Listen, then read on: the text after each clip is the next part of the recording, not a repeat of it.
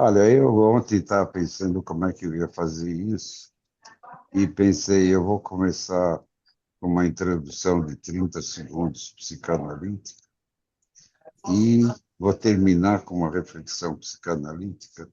No meio eu vou encher de subversão, tá bom? É o seguinte, a primeira coisa psicanalítica é se a gente não lembra, a gente repete.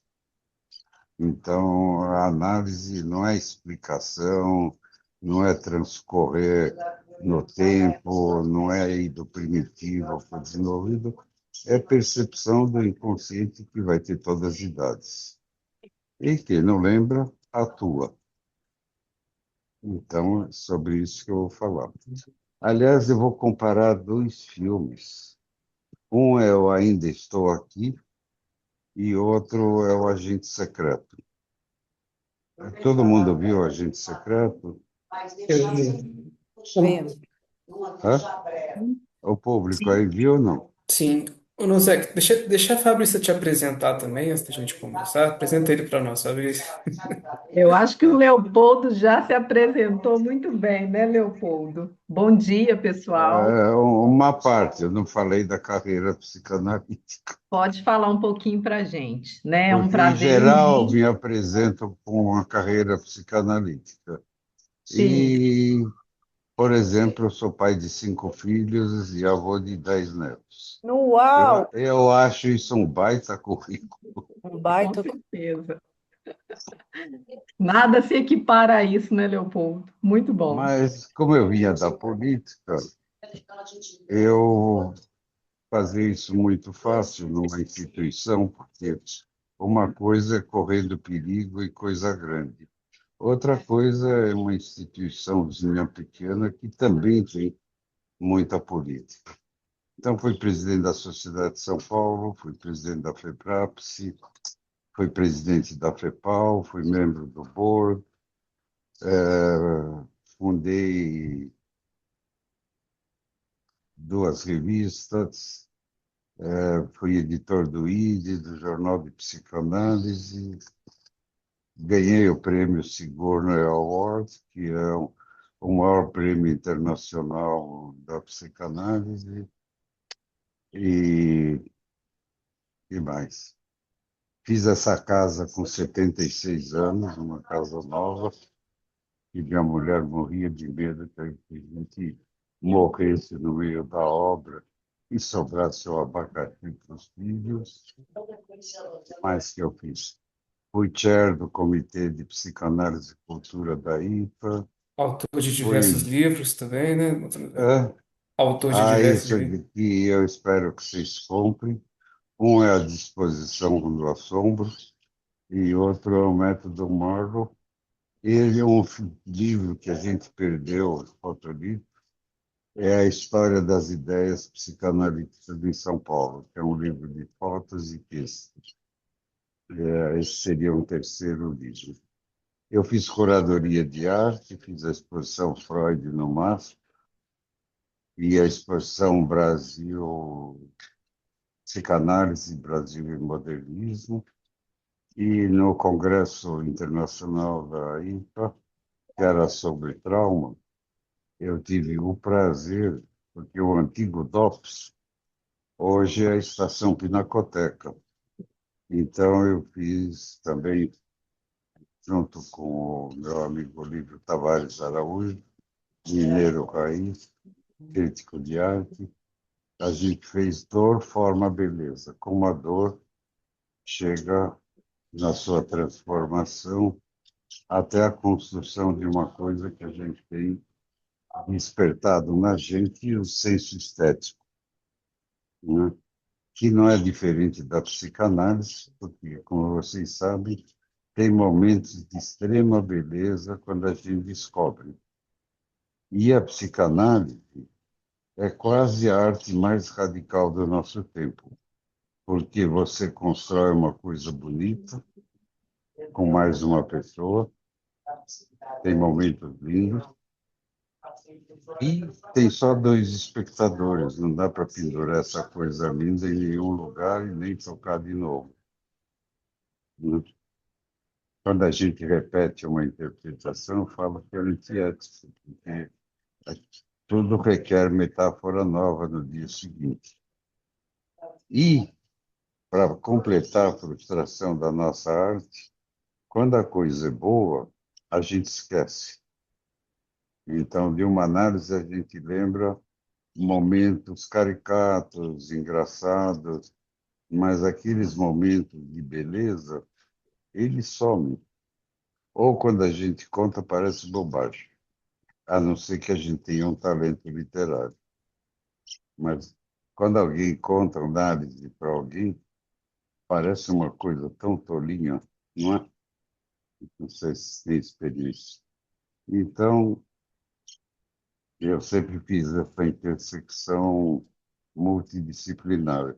Esse último livro tem o subtítulo Estudos Indisciplinares em Psicanálise, método Morrison, porque eu brinquei, transdisciplinares já tem, interdisciplinares também já tem, mas indisciplinares ainda não tinha. Então, é uma nova disciplina, estudos indisciplinares em psicanálise.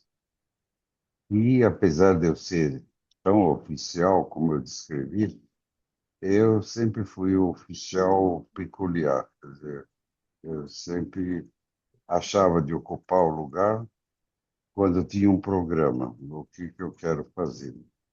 Então, fiz a sede da sociedade na minha gestão, fiz duas modificações de estatuto. Na FEPAL, fundei a Caliban, vocês conhecem a revista, né? Ah, isso é da sua gestão? Hã? É da sua gestão? A Caliban? A Caliban é da FEPAL. Pois é, você estava na gestão. Era eu que criei e criei um estatuto, como ela é contracorrente, e eles vão ter que dar um nó para desfazer, porque eu já fracassei em duas outras revistas, Cala e Caliban, para acabar, vai dar muito trabalho. E é uma revista linda, né? Linda. É linda. O Muito bom. Mariano foi o primeiro editor, e a gente tinha muita afinidade, e daí para frente continuou. Bom, tendo dito que se a gente esquece, a gente repete, ainda estou aqui. É um filme muito comovente, pega a emoção das pessoas, mas ele não vai muito longe na reflexão. Parece uma família vítima da barbárie. Mas que barbárie é essa? Né? Ou ainda estou aqui, tem um final, tem aquele começo que é antológico, aquele cadáver, tem a perna, que pode ser resto de preso político que foi jogado no mar, e termina de um jeito genial. O filho não quer lembrar do pai, então não se lembra. Aí eu pensei, a gente assiste, inevitavelmente vou dar minha opinião, um recrudescimento do fascismo muito grande. E o nome que eu vou dar é fascismo mesmo. Desde os integralistas, que era o Partido Fascista Brasileiro, eles tinham a mesma bandeira: família, pátria e Deus. A mesma coisa de hoje. Então, vamos fazer uma história do fascismo um pouco. Com o advento do fascismo nos anos 20 na Itália e depois em 33 do nazismo, mas ele já vinha nascendo também desde os anos 20. Por exemplo, o movimento modernista, em 22, teve gente que foi para o fascismo, como Menotti e Delpicchia, E teve gente que foi para a esquerda, como Oswald de Andrade, Drummond teve uma fase comunista. Então, já tinha esses embriões nos anos 20. O Getúlio, com a criação, a Revolução do Getúlio, em 30, ele deu um crescimento enorme, enorme, enorme no movimento integralista. E o movimento Bocó, Fágio, que foi a intentona de 35, que praticamente nem começou, mas que teve uma reação contra muito violenta. Mandaram a Olga Benário para o campo, ela foi morta. O Prestes ficou 9 anos em solitária. É, a tortura foi massacrante. E no governo tinha pelo menos 3 altos escalões de extrema-direita. Filinto Miller, que era um policial torturador, era o gerente da segurança. Tinha o DIP, que era um órgão de propaganda que censurava tudo, só passava o que se queria. E o Marechal Dutra, que era fortemente a favor da Alemanha nazista, e o general Góes Monteiro. Um era ministro da guerra, outro era chefe do exército. Então, você tem esse movimento que a gente está familiarizado hoje, eu acho. Em 37, eles eram tão fortes que fizeram uma tentativa de golpe e eles chegaram na sala do Getúlio armados. E aí deu um tilt, deu errado. E o Getúlio passou todo o tempo se equilibrando entre os americanos e os alemães. Quando ele começou a virar para o lado americano, porque depois de Stalingrado a guerra praticamente estava decidida. Então, aí depois teve o dia D, e aí ele começou a virar a bandeira para os americanos. E aí ele negociou Volta Redonda, ele deu bases, e aí os alemães começaram a afundar navios brasileiros. Eu acho que afundaram entre 40 e 50 navios na costa do Brasil, com submarinos. E aí o Brasil entrou em guerra. Entrou em guerra, o Getúlio já não tinha mais o controle que ele tinha, caiu em 45. Quem foi eleito? O Dutra. Então, extrema-direita de novo. Aí o Getúlio bandeou mais para o PTB, criou o PTB e criou um regime mais à esquerda, o que não era tolerável para essa tradição direitista do Brasil. E ele, quando estava prestes a cair, se matou em 54. Isso traumatizou tanto a população. Eu tinha 7 anos, eu lembro que eu estava num bar, não sei fazendo o quê, comprando doce, e eu lembro da comoção das pessoas lendo o suicídio do Getúlio, que aí virou pai dos povos. Aí crise, vem o Getúlio, que quase não toma posse porque tentativa de golpe. Depois, quem é eleito? Jânio Quadros, que é um líder populista que também não se sustenta. E essa comoção do Getúlio levou 10 anos para acontecer o golpe que está no ar desde os anos 30. E aí vem a ditadura, e é isso que conta, ou ainda estou aqui, mas não conta. Então, vou contar, porque a gente fica muito comovido com a tragédia de uma família que sofre uma violência de bárbaros, que é, mas não fala o que estava acontecendo. Estava tendo sequestro e estava começando a se organizar uma tortura disseminada. O primeiro que morreu em São Paulo foi um estudante da medicina da Santa Casa, Shael Schreiber, que morreu porque eles ainda não tinham sido treinados em tortura, e os torturadores, ele era bem gordo, ficaram pulando em cima da barriga dele. Aí teve ruptura, e isso era considerado um acidente de trabalho. Depois vieram da França os torturadores da Guerra da Argélia e ensinaram a torturar.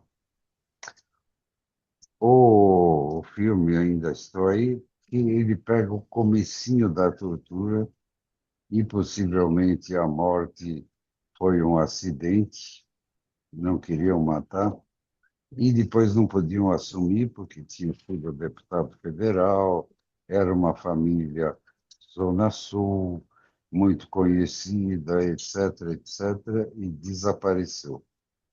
No final dessa conversa, eu vou falar sobre o desaparecimento do ponto de vista psicanalítico. Mas eu acho que a ditadura não só foi fascistoide, mas ela foi principalmente um episódio da Guerra Fria. Então, teve Cuba, teve a Guerra do Vietnã, tinha Alvarado no Peru, tinha uma juventude que queria mudanças. Então, com o apoio americano, o Brasil foi o primeiro a dar o golpe militar. E aí o número de mortos e desaparecidos no Brasil é bastante menor do que no Uruguai, na Argentina e no Chile. O Chile tem menos porque é um país menos populoso, mas é muito significativo. Uma juventude inteira interessada em país, em política, foi ceifada. A ditadura no Brasil começou assim, com fantoches de poder executivo, quer dizer, nem Carlos Lacerda, por exemplo, que era governador do Rio e da UDN, portanto, o que virou integralismo, era comunista durante o Vargas. E ele era governador do Rio, Adhemar de Barros era governador de São Paulo, Magalhães Pinto era governador de Minas Gerais. Todos eles apoiaram o golpe. Rio Grande do Sul não, porque lá tinha o Brizola, mas também teve que ser refugiado junto com o Jânio. Então começou em 64 e foi ficar radical em 68 com a AI-5. Aí não tinha mais Supremo, aí não tinha mais direitos, não tinha habeas corpus, e a tortura, assim, foi. E a geração de 68 no Sul, uma época eu dei uma espécie de assessoria para o pessoal da memória, como é que chamava? Me foge. Comissão da Verdade? Comissão da Verdade. E eles me contavam, eram jovens universitários que faziam as entrevistas. E eles ficavam traumatizados de ouvir essas histórias. Então, eles contavam que tinha uma diferença enorme entre os depoimentos do Sul e do Nordeste. Os do Sul vinham da classe média, eram muito jovens, e não tinham ligação com a população, diferente do Nordeste, onde era muito mais forte movimentos populares, e assim ainda até hoje, né? Eu salvei os governadores do Sul e Sudoeste para ver como é que é. E eles contaram outra coisa muito interessante. Era muito diferente o depoimento dos ex-presos estruturados, homens que sempre faziam teorizações, análise de conjuntura, blá, blá, blá, e por conta emocional e do drama pessoal, eram as mulheres que contavam. Os homens eram heróis e elas eram mais, mais reais no sofrimento, no que se passou, tudo isso. Ah, eu fui preso em 71. Aí não era ainda quando morreu, como chama, o personagem do filme, o nome me Rubens. escapa. Rubens. É? Rubens. É Como? Rubens, né? Rubens Alves. Ainda era caótico. Eu fui preso em 71.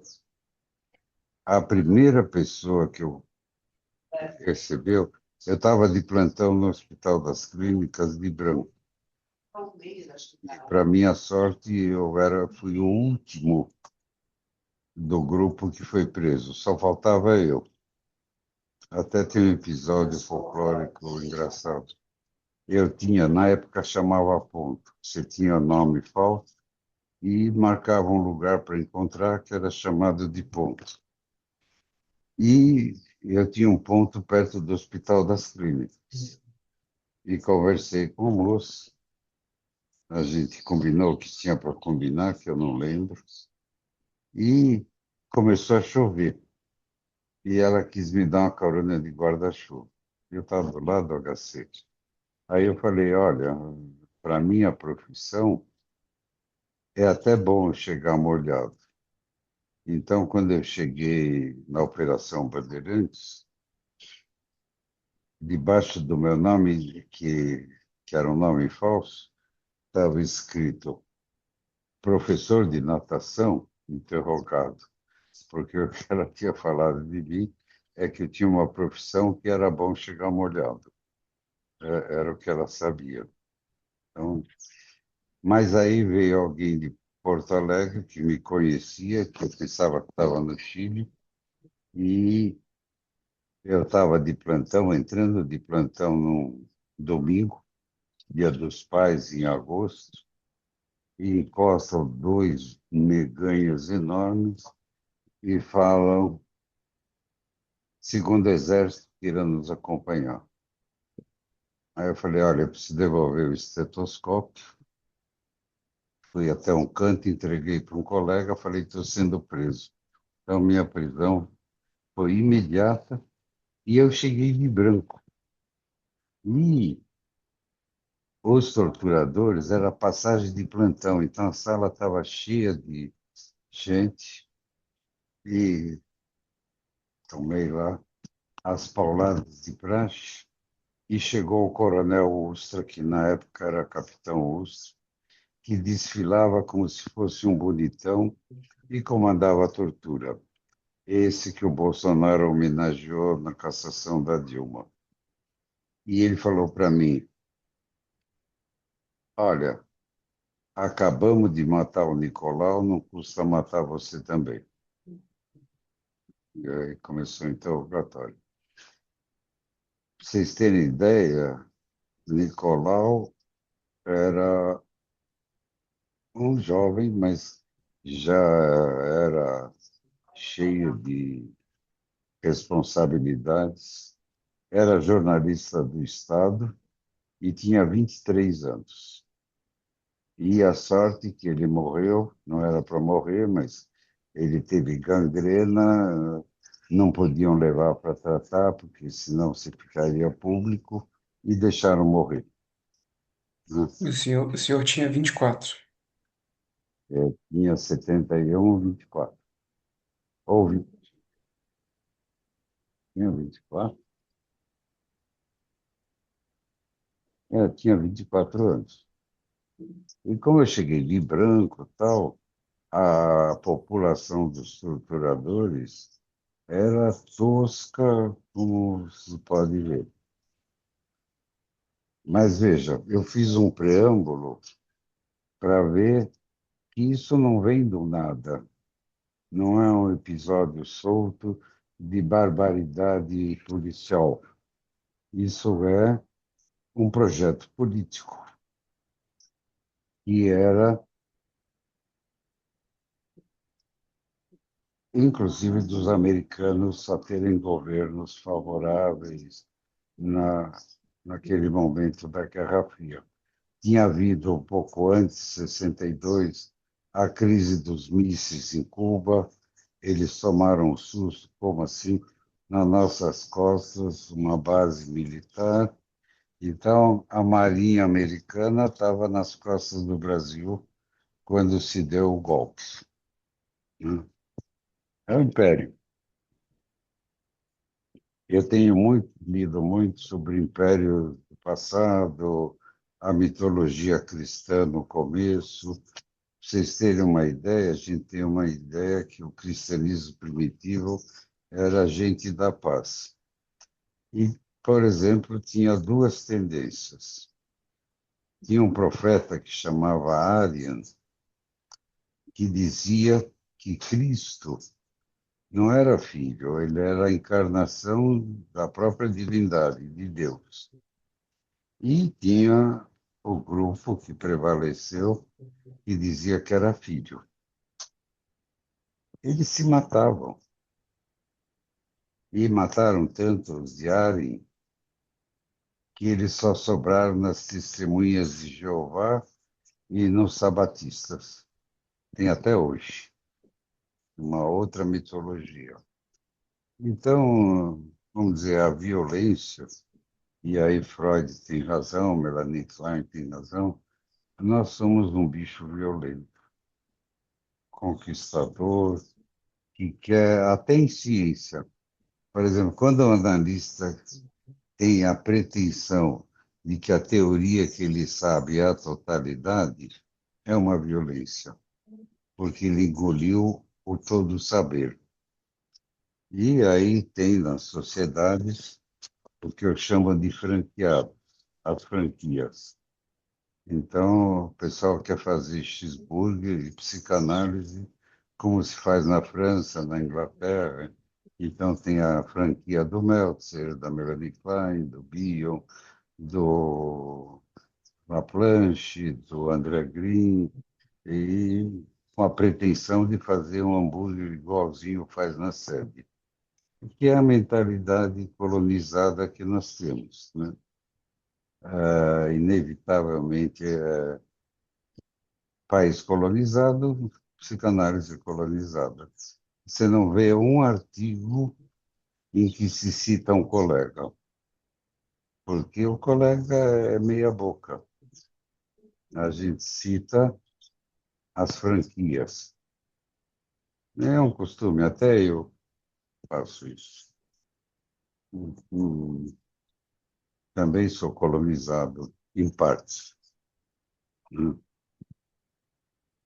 Eu capricho para ter meu próprio pensamento, mas não dá tempo de eu estudar os colegas. Não, então, então, eu tenho bastante estudo sobre Winnicott, Bion, Melanie Klein, Freud, André Green, Laplanche,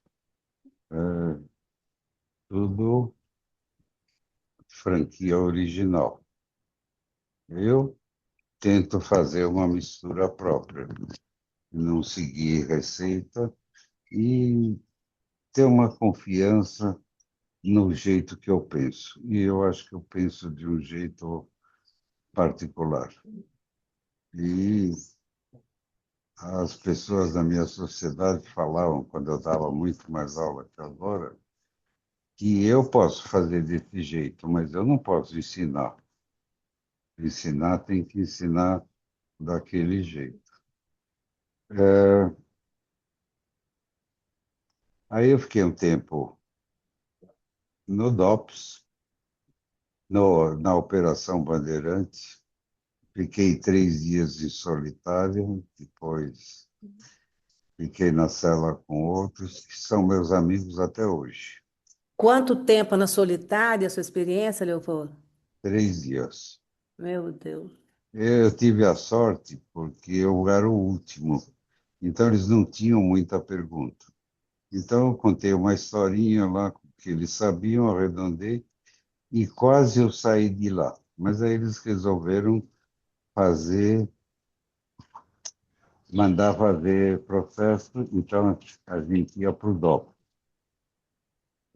E cada um era dono, quer dizer, como eu era do segundo exército, o DOP não interrogava, só fazia a parte oficial para preparar um processo.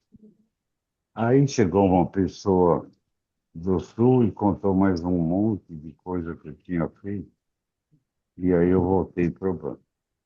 Foi a viagem, eu tive tanta angústia e eu tinha náusea, assim, de tamanho medo. Aí eu negociei e falei, olha, eu não menti, eu omiti, mas vou contar para vocês agora completo. Aí chegou um preso novo, eles correram para lá, eu virei o depoimento a meu respeito, e quando eles interrogaram, eu falei, não tinha contradição, porque lá tinha um processo epistemológico muito interessante. Quando tinha duas versões diferentes, quem está falando a verdade? Então, o método de chegar na verdade é um método epistemológico muito peculiar, que não é usado nem em psicanálise nem em física. Pendura os dois no pau de arara. É, quem aguentar menos está falando a verdade, o que ele conta, né? Então, eu estou contando a circunstância que eu vivi, que corresponde a 2 anos depois do. Me lembra o nome, por favor, Lucas. Da O morte do Rubens filme. Paiva. Rubens. Rubens Paiva. É? Rubens Paiva. Rubens. Do Rubens Paiva. Então, já estava organizado, o Exército tinha um centro de tortura, eles já sabiam como torturar, e tinha coisas muito peculiares na tortura. Além da pancadaria, dos choques, ou chegaram a arrancar bico de seio, arrancar unha. Quanto mais graduado, tinha um que chamava Bacuri, e fez inúmeras ações de expropriação, né? Esse ficou preso, eles noticiaram que ele tinha fugido, torturaram durante 40 dias, e quando entregaram o cadáver, estava eviscerado, todo quebrado. Eu tenho histórias para contar dessa época que não acaba mais. Penso algum dia vou escrever um livro de memórias sobre isso. Eu fiz muitos amigos, porque depois do DOPS, você ia. O que eles descobriram que eu tinha ido para o Chile negociar apoios, etc. Então, eu não era o boboca que eu estava me apresentando. Então, mandaram para o DOPS. No DOPS, vou contar o anedótico. Primeira vez que eu comi sushi, sashimi, tinha um preso que era japonês e deixaram a família mandar comida. Em 71, 72, não existia restaurante japonês.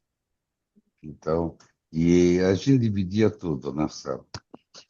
E aí eu fui para Tiradentes, que aí era para cumprir pena. E aí, primeiro eu morei numa cela. O tempo todo a gente tinha medo, porque na Avenida Trevo, volta e meia tinha sirene de ambulância, de polícia, e aí eu fiquei 8 meses. Eu fiquei incomunicável 45 dias. Certo. Quando permitiram a visita, e quem me visitou foi meu pai, porque para minha mãe eu dei um jeito de dizer que eu estava no Rio fazendo estágio, que eu voltaria dali um ano, para tranquilizar. E ela acreditou. A todo esse período que eu estava incomunicável. Aí, quando eles saíram da visita, foi meu pai e minha mulher atual, que era minha namorada na época. Quando ela entrou, falaram para ela: olha, se ele tivesse sido preso com a gente, você teria sido presa, porque a gente pegava tudo em volta. Com uma mulher do Rubens Paiva, a filha, mas ela não foi.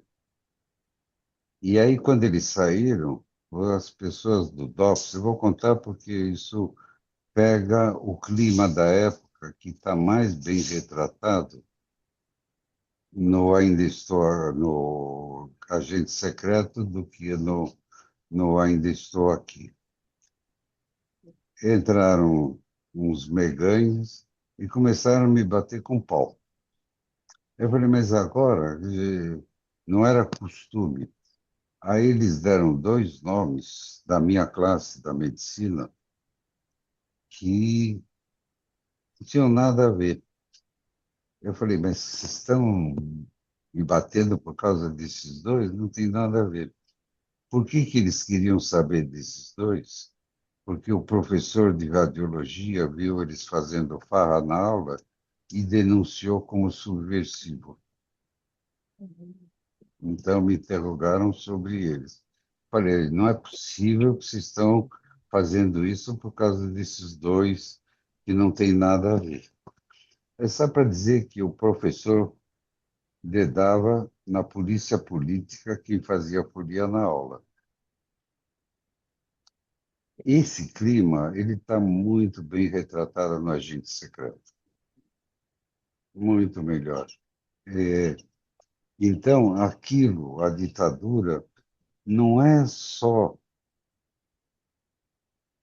o episódio da tortura, ele transforma a sociedade inteira. Professores foram dedados em 64 e caçados, e dedurado por colegas. É,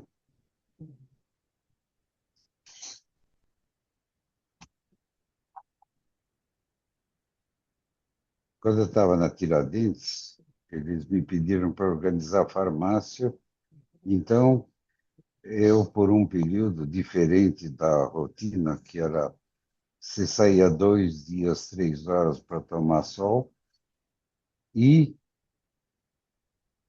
um dia, 3 horas para receber visita. Aí que minha mãe soube, aí foi me ver, eu estava inteiro, estava tudo em ordem. Ela até tem um episódio folclórico, porque ela morou na Rússia, meu pai também durante a guerra, por isso, como judeus, eles sobreviveram. E aí tinha um grupo falando que prenderam o grupo trotskista. Minha mãe, ingênua, falou assim: estão prendendo o trotskista aqui também? Porque teve toda aquela coisa. E virou uma coisa. Então eu saía para organizar farmácia, para levar remédios. Eu atendi 2 vezes no que era chamado a Torre da Donzela, das Donzelas, onde estava a Dilma. Não lembro dela, ela era uma como qualquer.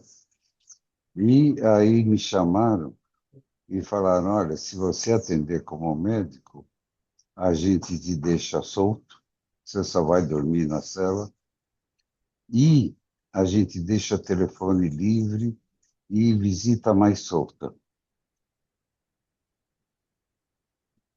Na época tinha os desbundados que mudavam de lado. Poucos, muito poucos, mas tinha.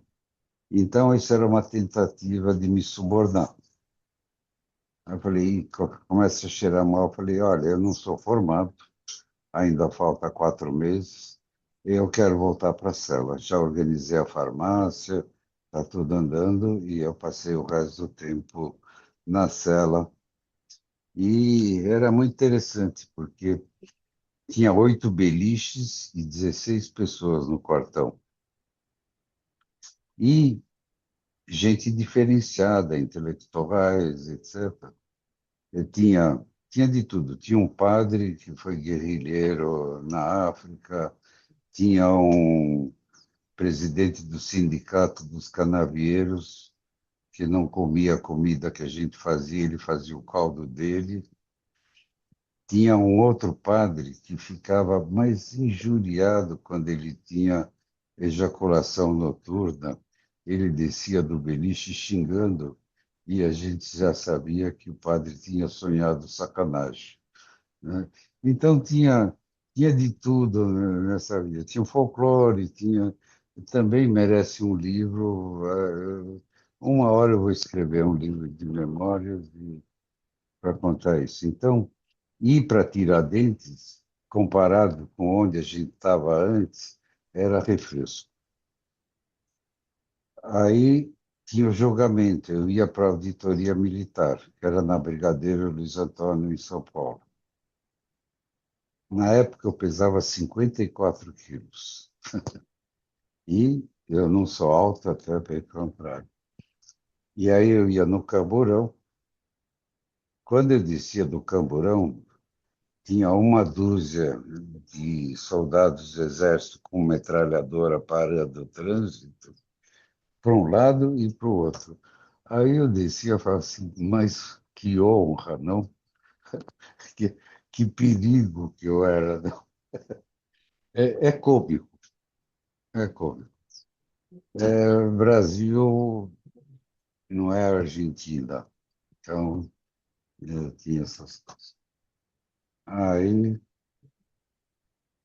o meu apelido era Fradinho, do Enfio, porque eu tinha essa ironia, tudo isso. E me soltaram de surpresa, não era previsto. Então eu voltei para Tiradentes e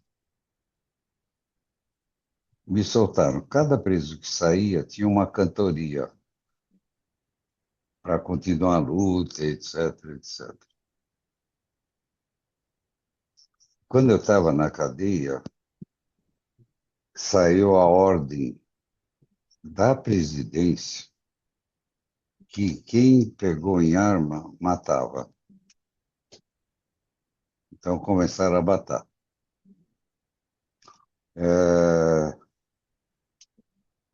Então a gente tinha medo. Quando teve a missa do Herzog, eu não fui. E eu estava pensando, por que eu não fui, se eu ia em tudo? Eu não fui porque eu tinha, nessa época, 3 bebês. Porque depois da cadeia eu casei. No primeiro ano nasceu minha primeira filha. Aí eu estava pensando em fazer formação na França ou na Inglaterra, e sair, porque você vivia com medo. Vivia com medo.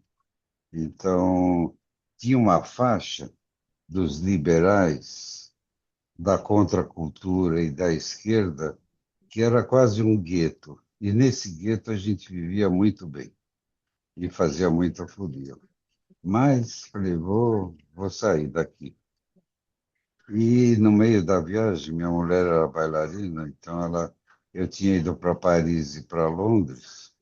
Eu conheci o Guattari, o hospício onde ele trabalhava, o Deleuze, e depois fiz uma entrevista com uma bioniana em Londres. E aí eu já estava com ela, porque ela tinha ido para Palermo, que ela era do corpo de baile e ia dançar o Guarani, que é um pedaço de balé. E aí ela começou a enjoar. E aí eh, tivemos gêmeos. Então eu tinha 2 anos de formado, 2 anos de casado e 3 filhos. Pô, puta recorde, né? E tinha que sustentar tudo isso. Então eu me rendi à iniciativa privada e fui fazer formação analítica, porque emprego público, essas coisas não dava certo. Não dava para uma família tão ampla, com 2 anos de formado. Então, eu comecei a praticar análise com 27 anos. Então, são 51 anos já. E comecei atendendo criança. Atendi criança há bastante tempo. Fiz a formação simultaneamente de adulto e de criança. Então, veja, o que eu quero dizer é que esse clima de ditadura, de medo, pegava todo mundo. Assim como se esquece, ficou famoso a Marcha dos 100 mil no Rio de Janeiro, em 68. E as pessoas não lembram que teve a Marcha com Deus pela Família e a Pátria, em São Paulo, antes de 64, com 1 milhão de pessoas. Então, não é só que tinha a repressão, tinha um apoio enorme contra o governo João Goulart, governo civil. Então, sobrou para a molecada, eram jovens porque a partir de 68 os velhos já tinham sido presos, exilados, tudo. Para vocês terem ideia como era o apoio, Severo Gomes e Ulisses Guimarães apoiaram o golpe militar. Eles começaram a se insurgir depois do AI-5, quando radicalizou. E considerando quem eram os subversivos, o AI-5 era muito mais para prender a sociedade em geral do que os presos, que era uma garotada. Da minha classe de medicina, tinha 6 presos políticos e um exilado. Na classe seguinte, que, como eu falei, em 72 começaram a matar, é, já tem 2 mortos na faculdade. A turma seguinte, é, com ordem, não era uma coisa por acidente como foi o personagem do filme. Não tinha por que matá-lo. Ele recebia cartas, era solidário, mas não era nem comunista, nem nada disso. Então, não é que é um arbítrio isolado, ele é um bom exemplo de como a repressão pegava todo mundo, de um jeito ou de outro. Eles caçaram todos os governadores que tinha antes, puseram prepostos e assim foi. Quando o Geisel começou a política de abertura, paradoxalmente, o Geisel tinha uma política, e os militares, um tanto nacionalista. E ele começou a fazer a abertura gradual. Aí ele tinha uma oposição da linha dura, que era o general, daqui a pouco eu lembro o nome. Nome fudeu, não lembro nem o nome do personagem do filme. Já esqueci de novo. Então, que era o ministro do Exército da época. E ele foi defenestrado, o resto dessa linha dura fez ao atentado do Rio Centro, que eles pretendiam explodir a bomba num show lotado no Rio Centro e pôr a culpa na esquerda para derrubar o Geisel e entrar esse general. Agora, era tão tosco que explodiu no colo desse idiota que ia pôr a bomba. Ele não era idiota, era uma fração do exército. Quem era o ajudante de ordens desse general? Isso deve ser 77, 78. O ajudante dele era o Heleno, general Heleno, que já aparece no governo passado. Então, veja, tem uma linha, é um país que a gente não pode se surpreender que metade vota de um lado e um idiota, que nem o presidente anterior, que é anti-vacina, anti-ciência, come pão com leite condensado, é ídolo. Ou que o Melei é eleito, isso nunca morreu. Ficou quieto um tempo, porque logo depois da Guerra Fria, você, pela Guerra Fria, você tinha uma ideologia socializante muito forte, que tinha desde comunista até trabalhista, passando por social-democrata. E, para confrontar isso, tinha que ter uma ideologia liberal. Quando cai o bloco soviético, você não tem mais social-democracia, você não tem mais trabalhismo, e você também não precisa mais do liberalismo. Então, você tem o Trump. Como disse uma pessoa, um italiano muito engraçado, que os Estados Unidos é um país de muita sorte, porque todos os países que ele levam à liberdade, eles acham petróleo. Olha que sorte. É muito bom isso. É uma sorte danada, né? Ou seja, a grana ficou liberada. Você tem fortunas hoje maiores do que produto bruto da maior parte dos países do mundo. E é uma pessoa. Então, vamos dizer, correu solto, né? Então, eu acho o Agente Secreto um filme genial. Ele não é comovente, como ainda estou aqui, porque a gente vê uma família parecida com a da gente, de classe média. Não é uma família que desbarrancou e que perdeu tudo. É uma porque a vida desses vale pouco. Desde o escravagismo, a gente tem uma sociedade que tem vidas que valem e vidas que não valem. E as próprias pessoas introjetam. Você vê as entrevistas das pessoas que perdem a casa num desbarrancamento com parentes, eles estão conformados, agora tem que fazer tudo de novo. E a televisão sempre mostra essa turma. Como eles têm entranhado dentro deles que a vida vale pouco. Nós temos um prognóstico de vida 15 anos maior do que quem mora na periferia da cidade. 15 anos. Não é só que é uma diferença de dinheiro, é uma diferença de valor da vida e de duração da vida.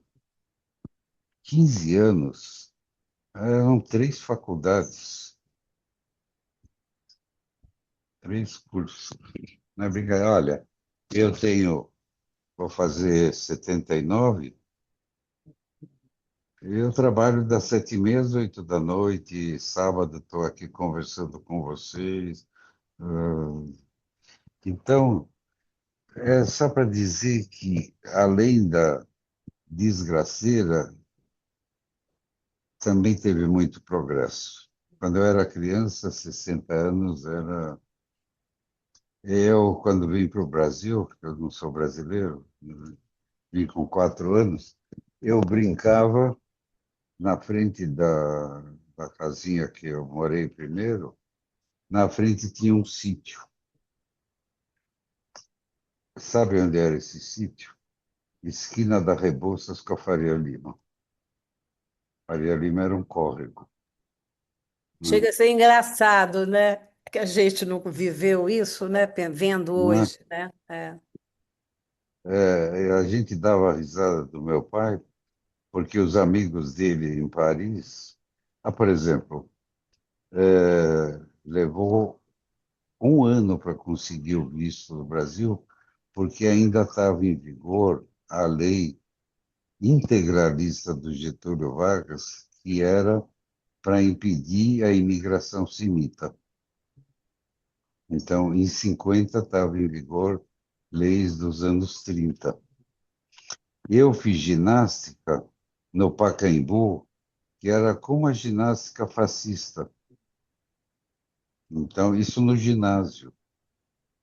E aí a gente aprendia canto orfeônico e todos os hinos da bandeira, da República, da Independência, tudo isso na tradição fascista, daquelas manifestações que a gente vê na Itália, na Espanha, na Alemanha. Então, isso fim dos anos 50. Então, o que eu estou frisando nesse comentário é nessa linha que chega nos 50% e não é gente ignorante. Tem muito analista que vota assim, vocês sabem. E arranja uma desculpa, eu voto nesse porque eu não gosto daquele, mas não é que eu gosto desse, prefere esse, né? Então, não é que pega idiota, pega colegas nossos. Eu fui numa festa, né, antes da eleição de uma colega bastante sênior e conhecida, e tinha 3 pessoas que não iam votar no Bolsonaro. Era uma festa pequena. Então, a gente até brincou, puxa, olha aqui, fração pequena. Então, e veja, o voto é dividido por região, e sempre o fascismo, o nazismo integralista tinham intelectuais de primeira.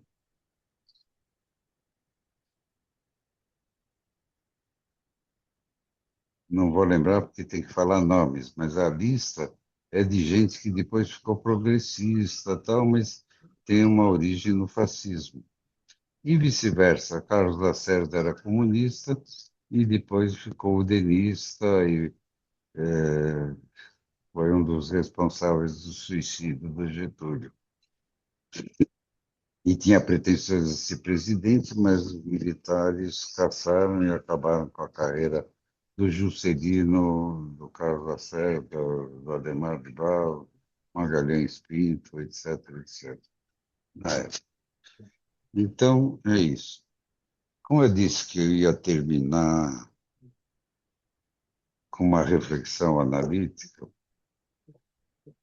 eu vou falar dos desaparecidos.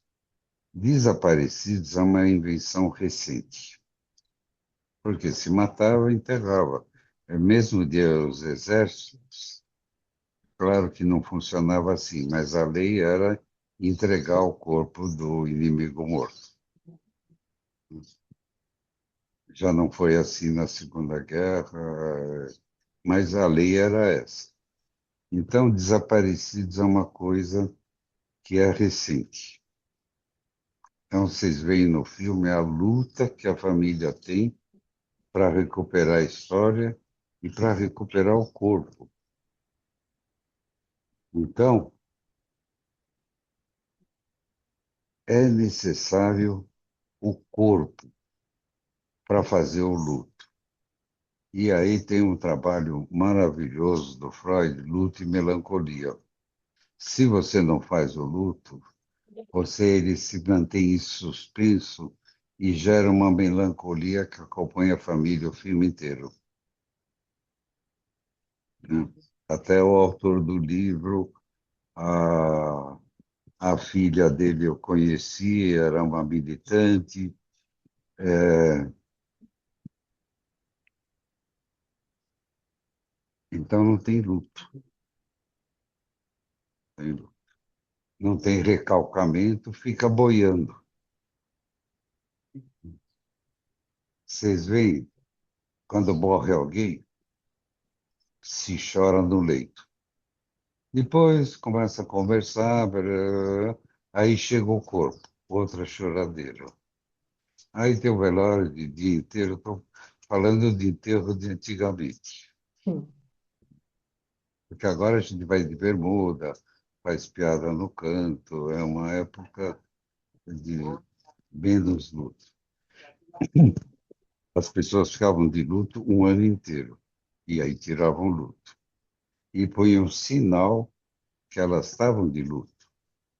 Então tinha uma interação social baseada nisso. Então chega o corpo, é outra choradeira.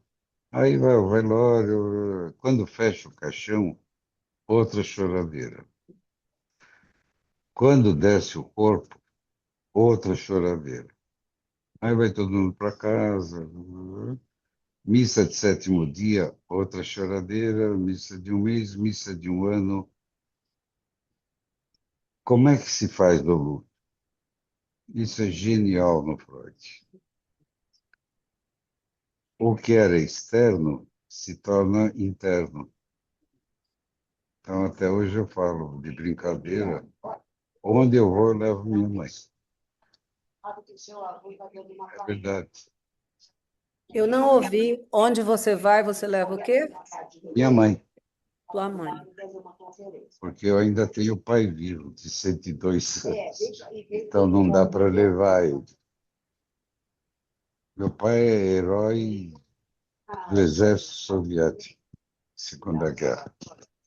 Ficou um ano em hospitais, foi ferido, etc, etc. É, Gente, tem então, alguém com o microfone aberto? Aí tá dando eco. Podia dar uma olhadinha para a gente, por favor? O bom, doutor Nozek, seu pai tá bem? Tá tudo bem com ele? como Seu pai tá bem, assim?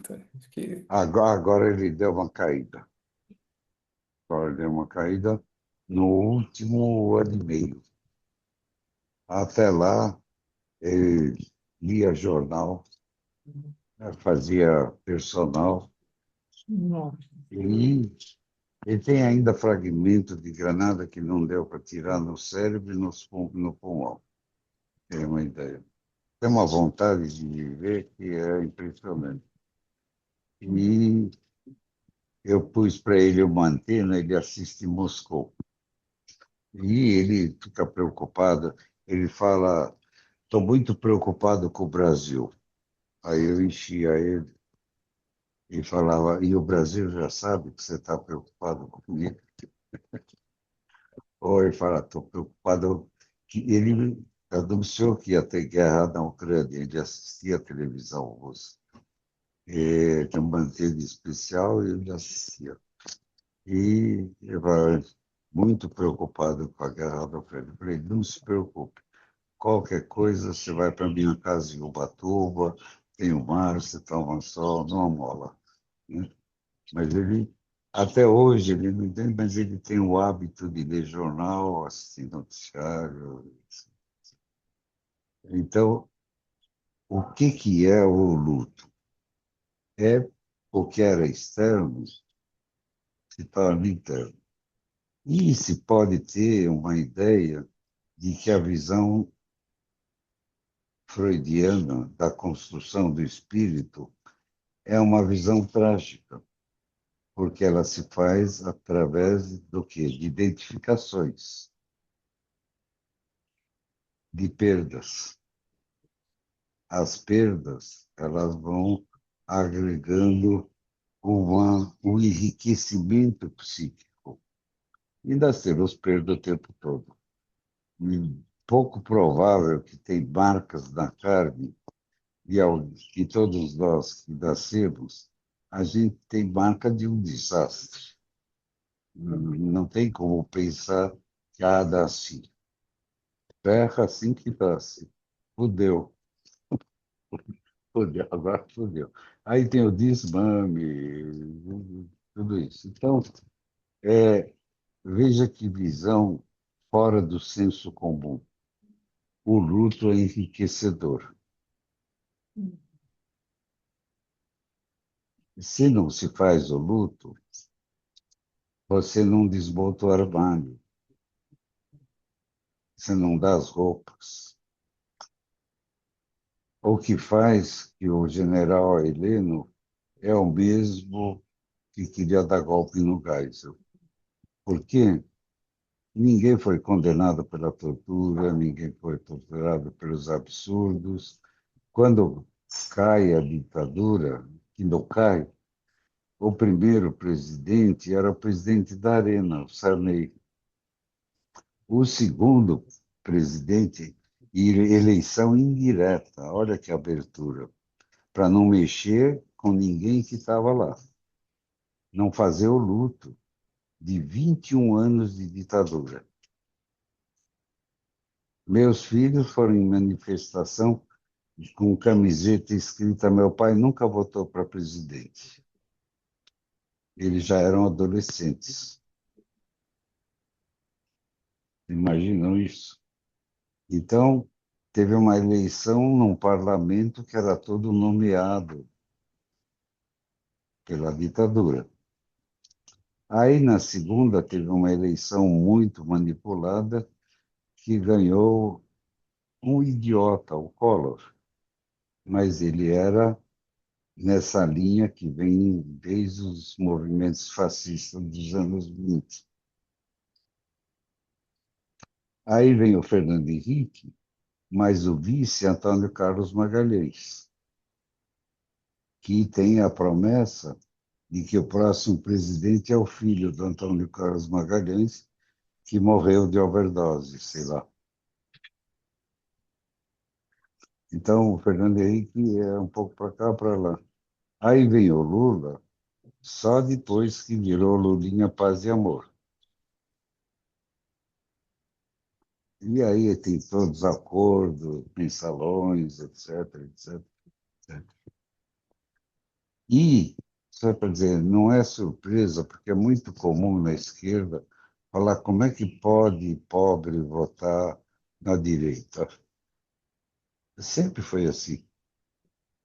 Porque, como eu disse para vocês, eles incorporam, inclusive, que a vida deles vale menos. Então, morre cedo, faz parte. Faz parte. Que país do mundo tem elevador de serviço? Que já mostra que tem duas categorias.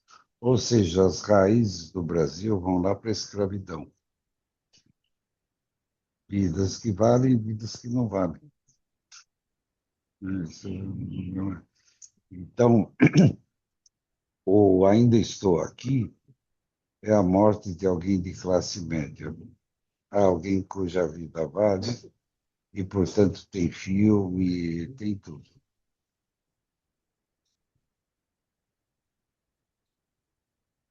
E os que morreram, que não eram da classe média, não moravam em Ipanema. O pessoal da USP é comemorado.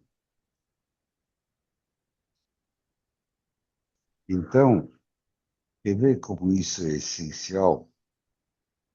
Provavelmente vocês não leram a Ilíada, porque isso é uma coisa que só gente esquisita que nem eu lê. Mas na Ilíada não tem o cavalo de Troia. Ele vai aparecer em obras posteriores. Como é que acaba a Ilíada?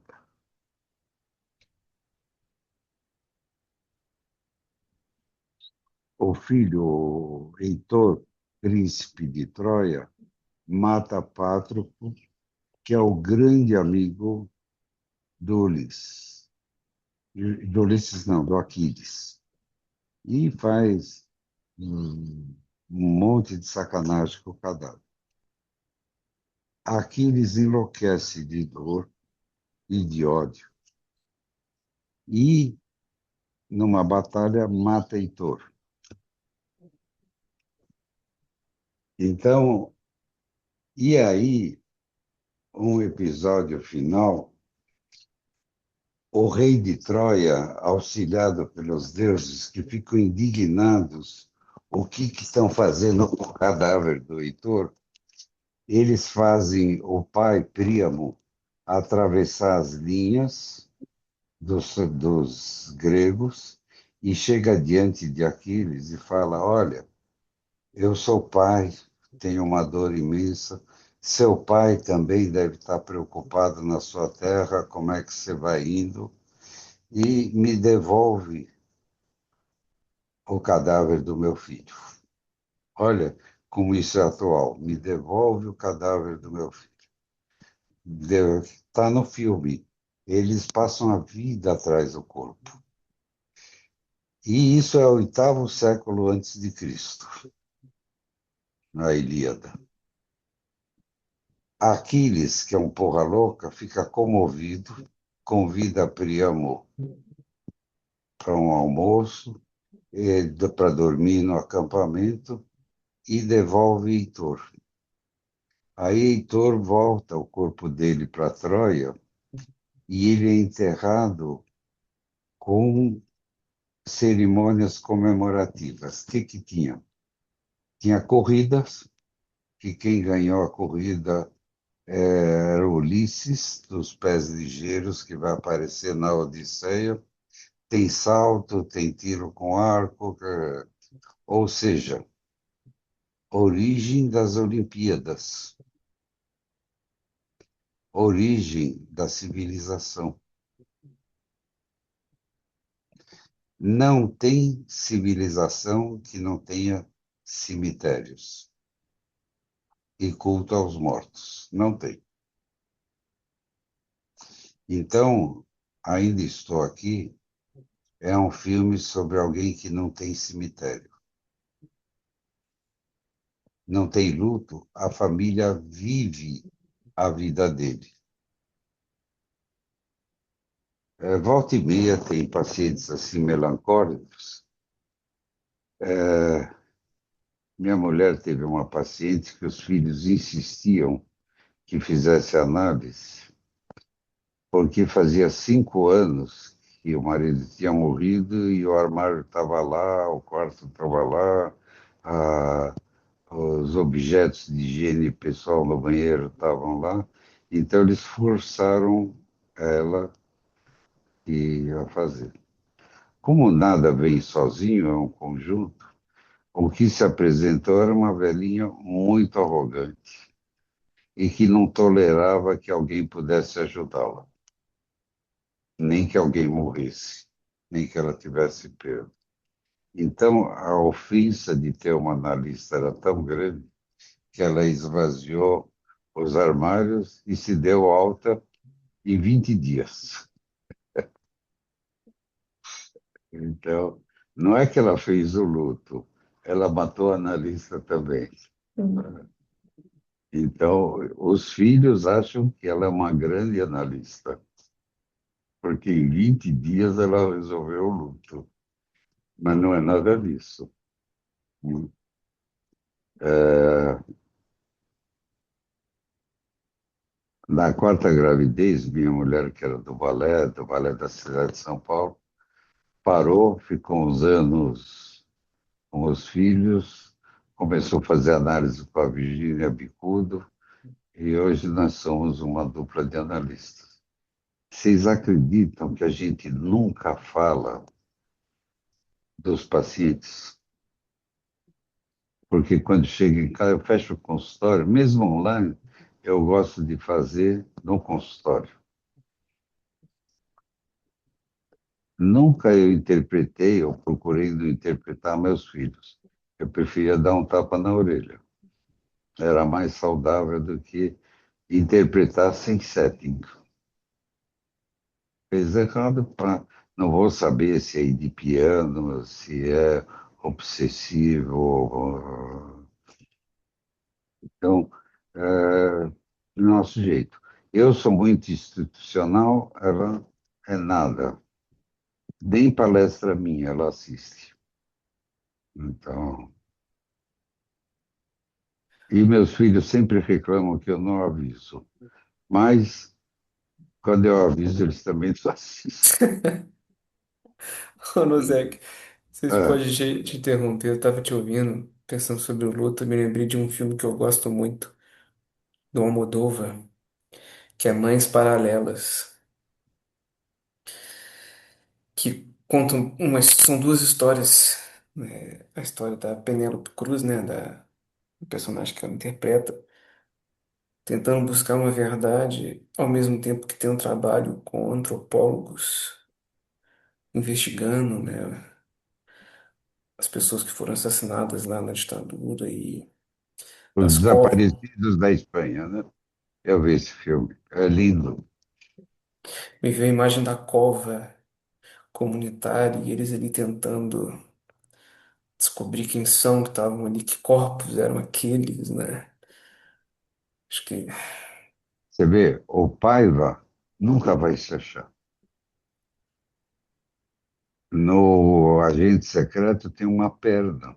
Eles falam, deve ser de um comunistian que a gente jogou no Rio, né? Nunca vai se achar. E a gente tem alguns arquivos da época da ditadura. Não tem onde, grande parte dos desaparecidos, acham alguns em Perus, né? É, mas você vê, nunca acabou o fascismo, nunca acabou. E com a peculiaridade brasileira, que vem a herança do escravagismo também, que são duas categorias de pessoas. A sociedade hoje, minha sociedade, aprovou uma coisa parecida com cotas. E as pessoas que eram contra dizem, vai dar problema. Claro que vai dar problema. Vai dar rolo, vai entrar gente atrapalhada, mas dá rolo com a turma que já tem. Agora não tem rolo, só que tem rolo que puxa para frente. Mas, então, é, eu já não participo mais tanto, mas eu sou muito favorável que tenha cotas e que começam. Quando eu vou na USP hoje, na cidade universitária, a USP mudou de cor, o que é ótimo, ótimo. Mas continua existindo castas. Tem casta na Índia? Não, tem casta no Brasil. A secretária que eu tinha no outro escritório, uma vez eu perguntei, se for na minha casa, você vai pelo elevador de serviço ou pelo elevador social? Ah, doutor, eu sei o meu lugar, eu vou pelo de serviço. E se ela for no social, ela vai ficar incômoda de tão entranhado que é isso. Uhum. E nesse mundo, eu provavelmente estou no 0,01 da população brasileira. O pessoal que faz aquele condomínio Boa Vista, que é super luxo, em São Paulo, o dono daquilo fala, olha, eu tenho 300 mil clientes milhões. Tenho 300 mil que podem.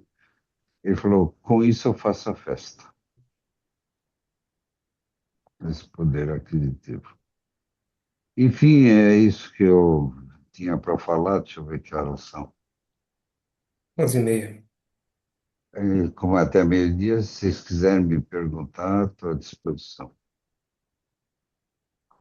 Eu acho que a gente podia, sabe, Leopoldo, ficar o dia inteiro aqui te ouvindo.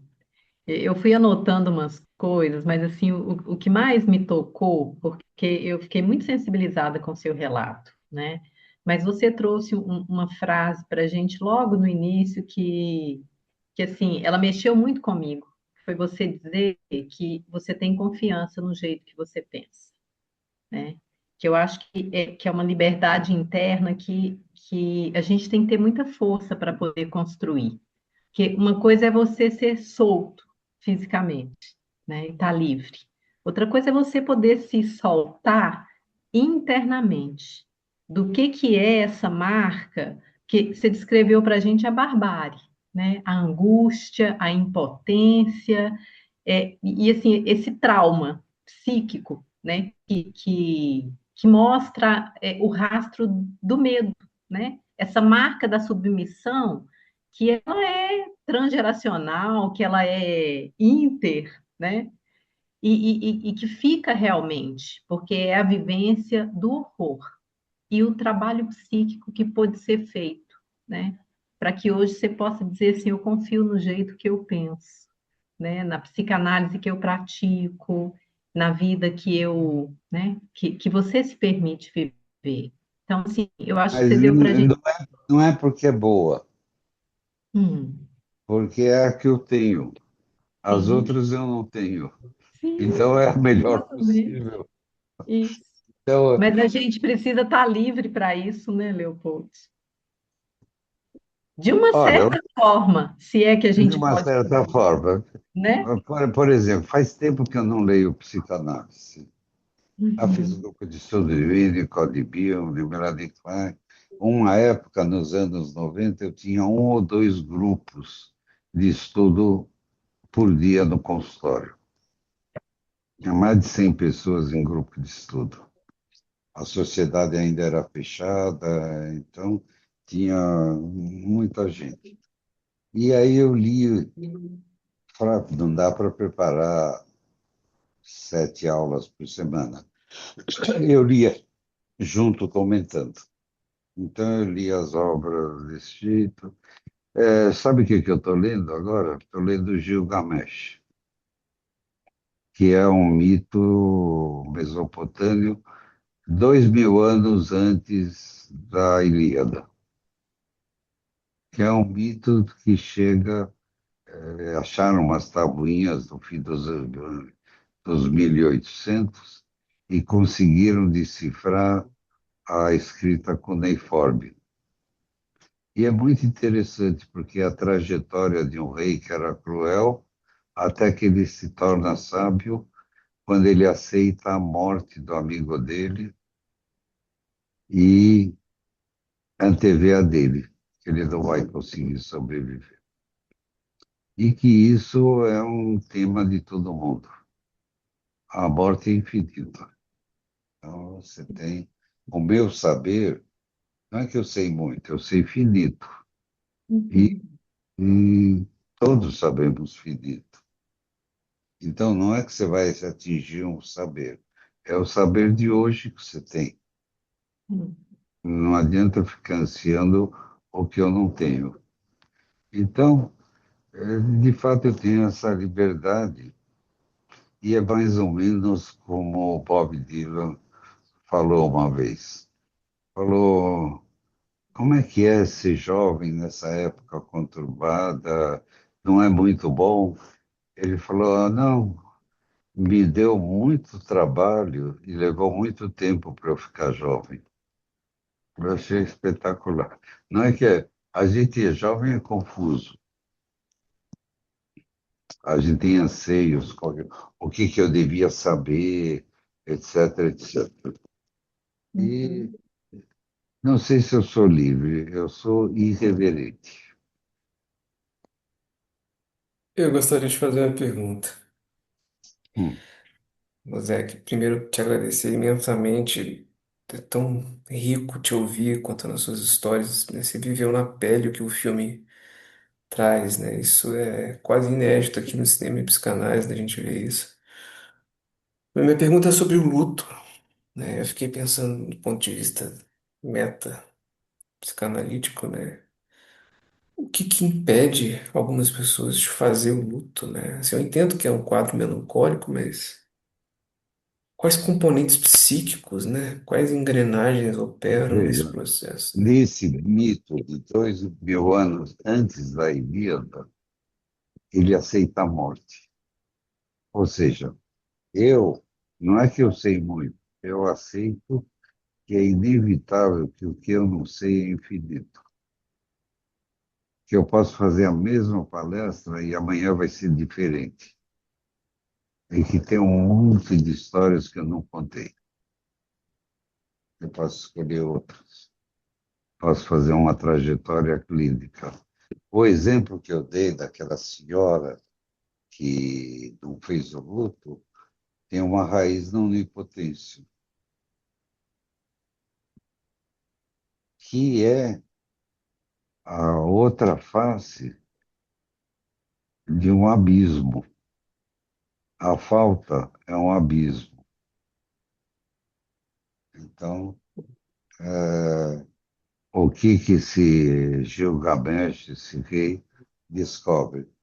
Que a falta é total. Então, se eu aceito que o que eu vou falar é o que eu estou pensando naquele dia, é isso que eu tenho hoje. De verdade, eu comecei a pensar nessa palestra de hoje ontem à noite. Aí até atrapalhei eu dormir, porque eu começo. Aí as pessoas falam, mas você não preparou? Falei, como não preparei? Estou preparando, se não são há 51 anos, há 79. E não é esse que eu contei, isso já foi elaborado, a gente juntava e contava história, remoeu isso com os amigos. Hoje eu sou traumatizado pela coxa femoral, por exemplo. Está começando a me atrapalhar a jogar tênis. Sou traumatizado por essa idade que eu nunca tive. Então, o trauma é cotidiano. E falar com vocês tem um aspecto traumático. Eu não conheço, eu não sei para quem eu estou falando. é, eu imagino que estou falando com uma plateia progressista. Imagino, mas não sei.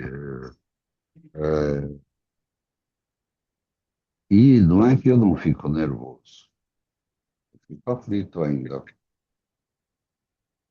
antes de falar. E sei que o que eu vou falar é muito parcial, né? Então, tem muitos fatores que atrapalham. O que me ocorre agora é que, veja, é a onipotência. O Gilgamesh, há quase 4.000 anos, ele vai em busca de matar o touro e de chegar nos deuses para atingir a imortalidade. É um idiota, é cruel, etc.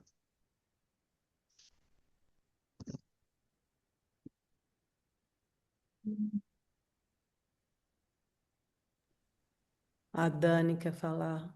Veja, uma coisa que quando eu comecei tinha muito, a dinâmica do paciente. Eu me contento com a percepção daquele dia.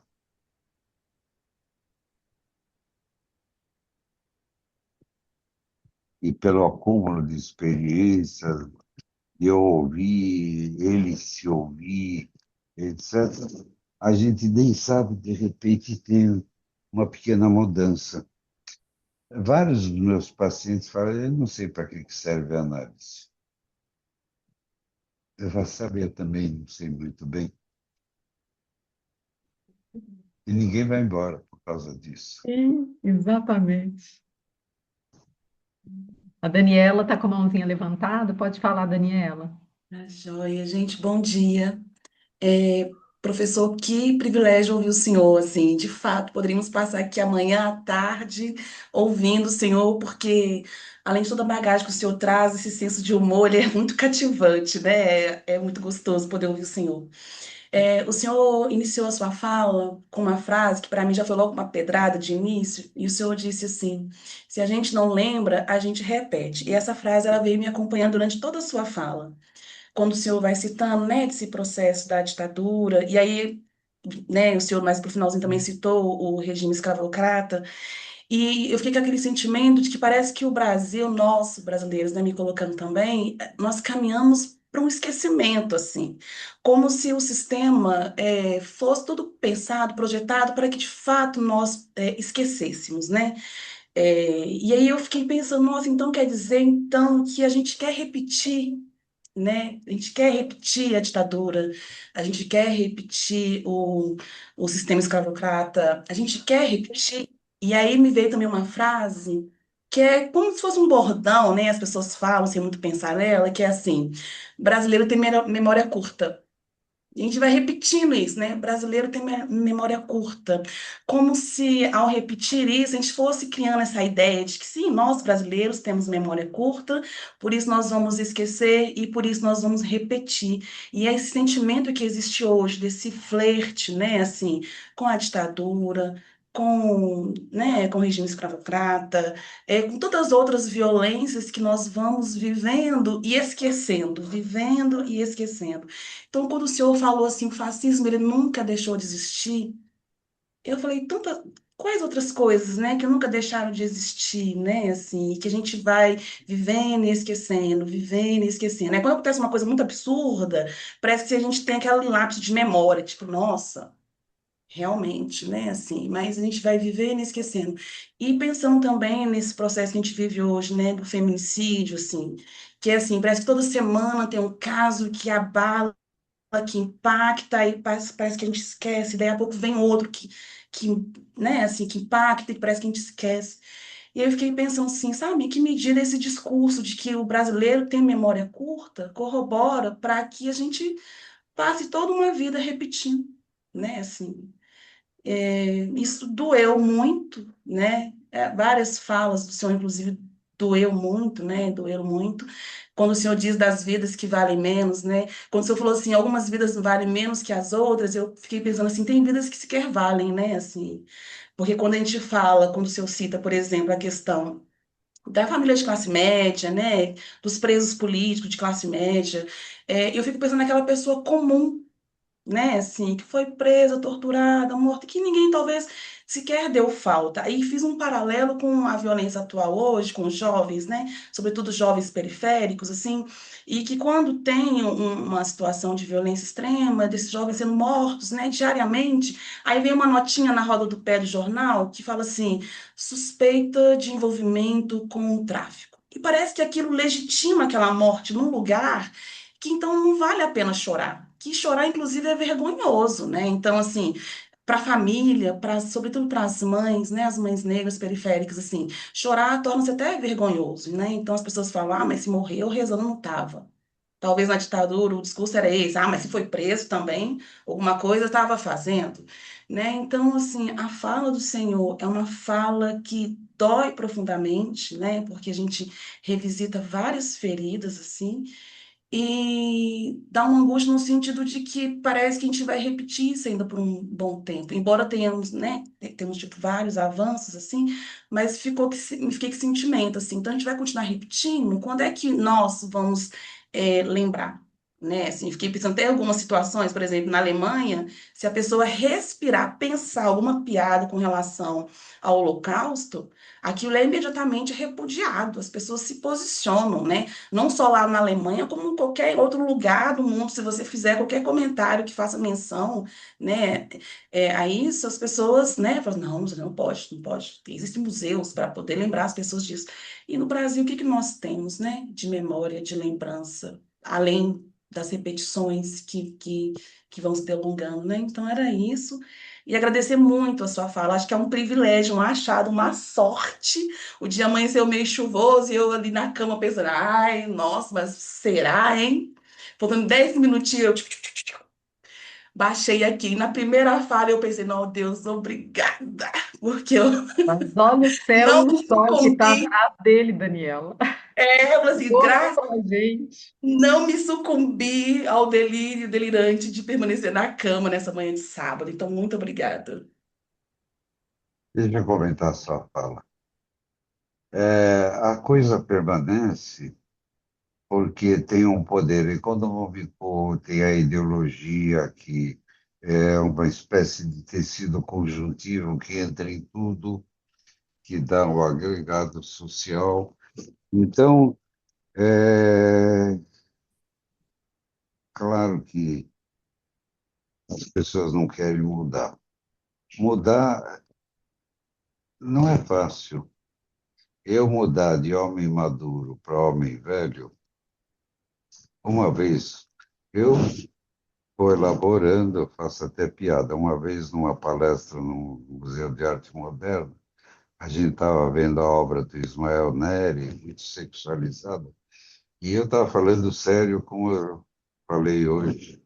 Aí sempre baixa o espírito de porco. E eu falei, olha, a sexualidade é soberana e todo mundo tem áreas perversas, bipolares. Quer dizer, não tem uma coisa que o paciente fale que eu não tenha também em outra configuração. Não me é estranho. Eu posso repudiar em mim, aí eu vou repudiar no paciente. E aí baixou o espírito de porco, falei, olha, e outro dia eu descobri uma perversão em mim que eu queria compartilhar com vocês.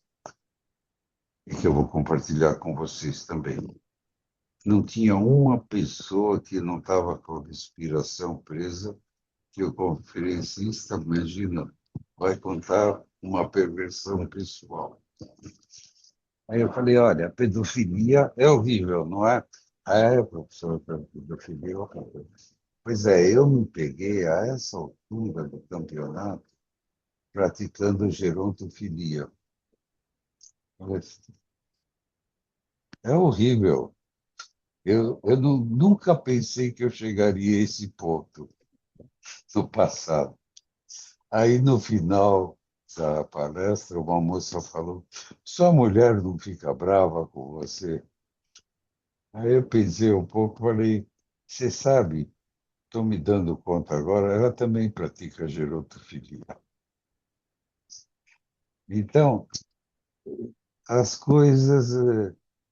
Tem um conto do Borges, que tem um personagem, Funes, o conto chama Funes el Memorioso, que ele toma uma paulada na cabeça e ele perde a capacidade de esquecer.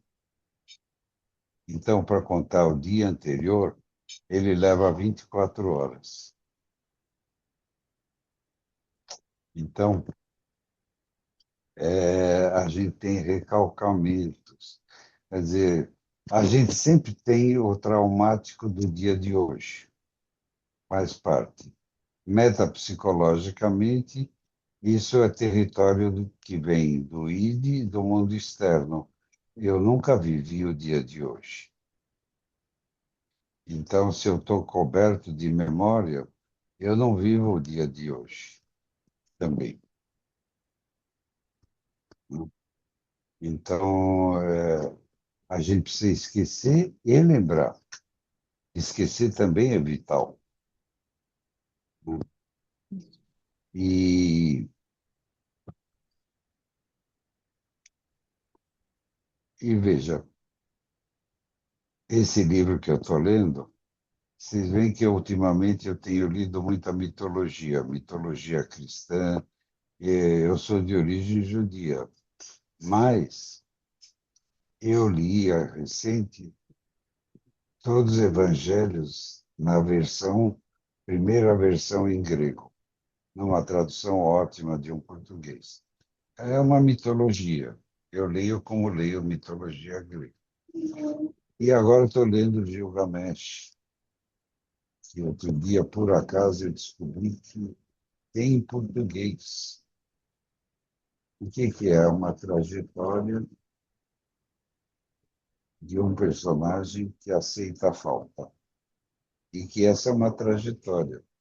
Então, o que a Luciana falou, a Fabrícia falou, que eu aceito a minha insuficiência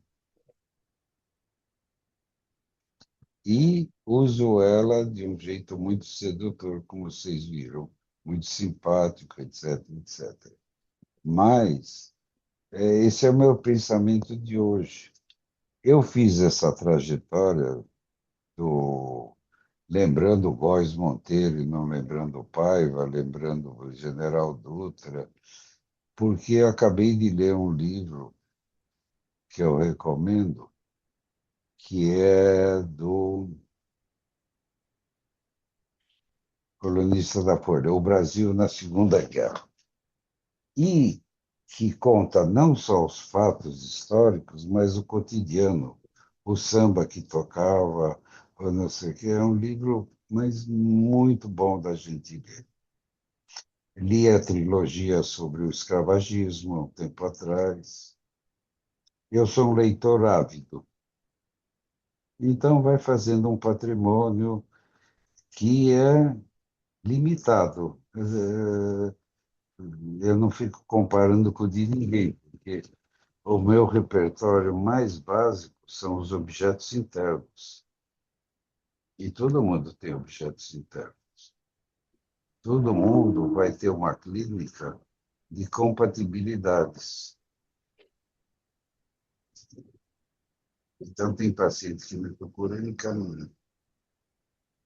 Quando dá samba, mesmo não tendo horário, eu dou um jeito de segurar, porque deu samba. Então, a memória tem um esquecimento, que não é esquecimento, é ocultamento. Então, veja, isso está ocultado. Quer ver uma coisa que oculta tudo? Telejornal.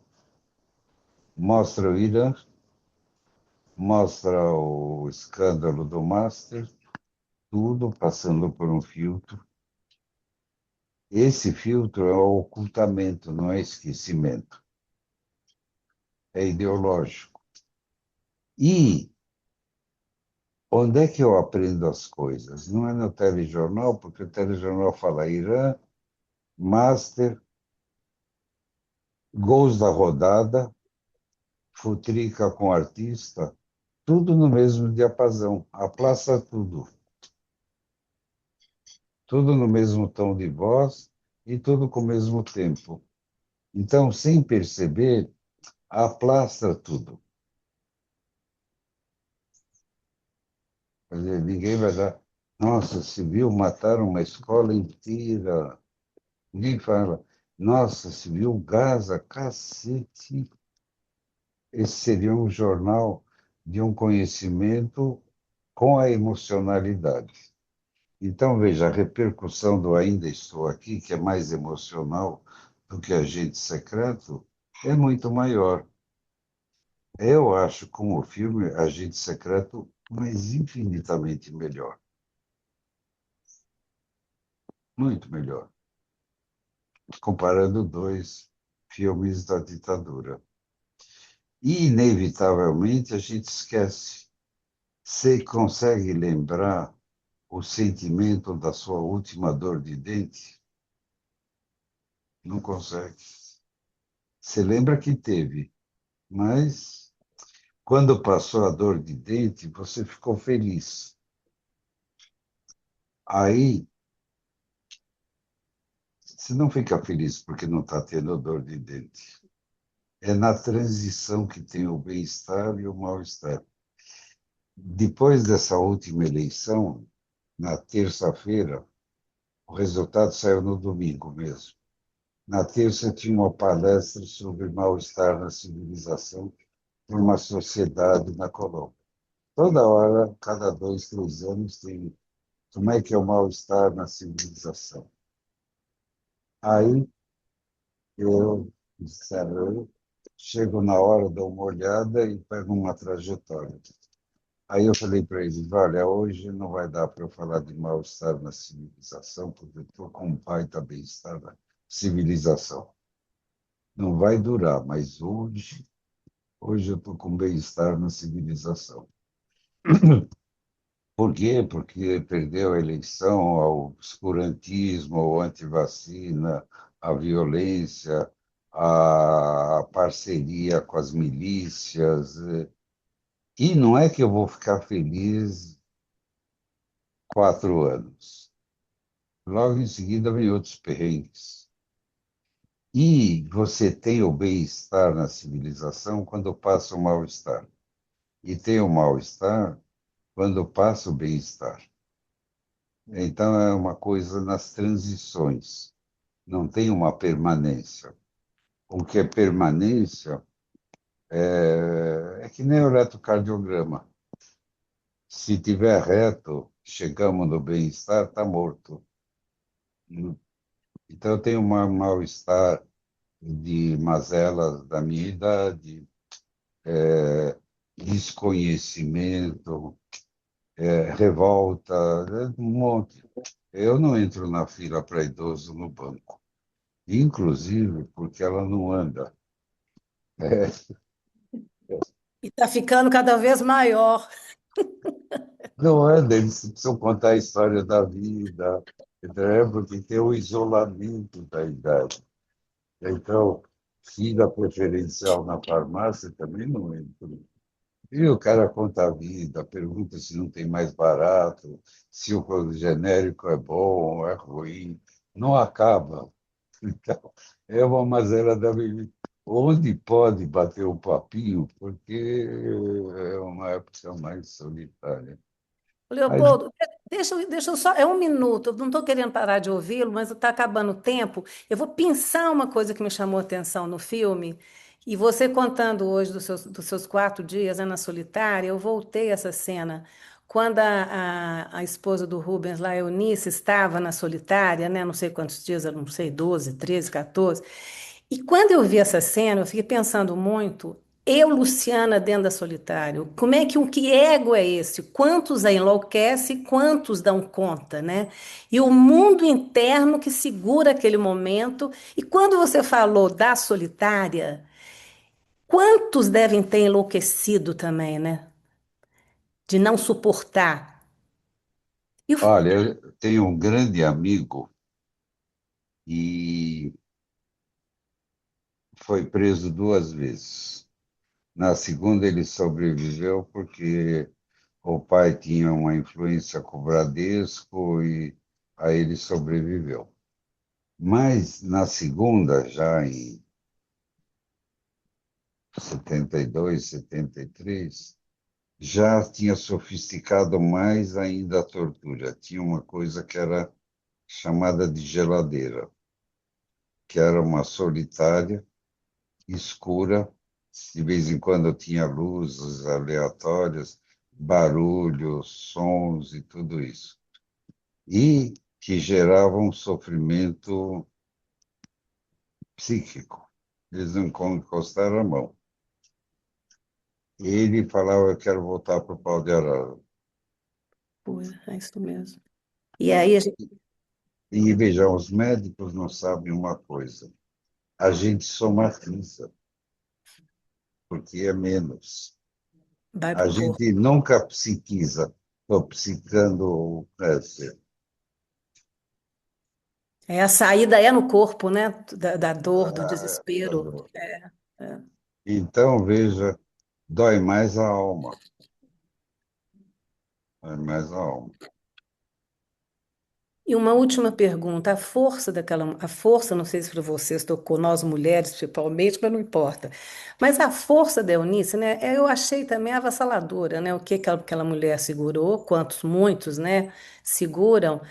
E a tortura que você trouxe, a gente pensando na clínica, né, que a gente às vezes não compreende que não é o nosso mundo, somos privilegiados, né, que é essa tortura interna que eles vivem, né, que não consegue realmente uma saída, né? Olha, eu tenho um paciente que manda para a Suíça o Patek Philippe dele, porque atrasa um pouco.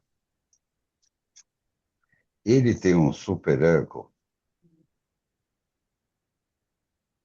que é tenebroso e torturante.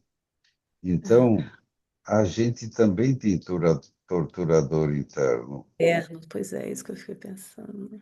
Então, a gente pode pensar que boa parte da empatia que o público que não viveu isso concretamente, que a Eunice viveu, vive isso com seu superego. Tá. É. E isso gera uma empatia, que é muito maior do que o Agente Secreto, que é um filme muito mais pensante. Tá. Ele pega o cotidiano da ditadura. Então, a gente aprende com o professor que a gente gosta, não afinidades.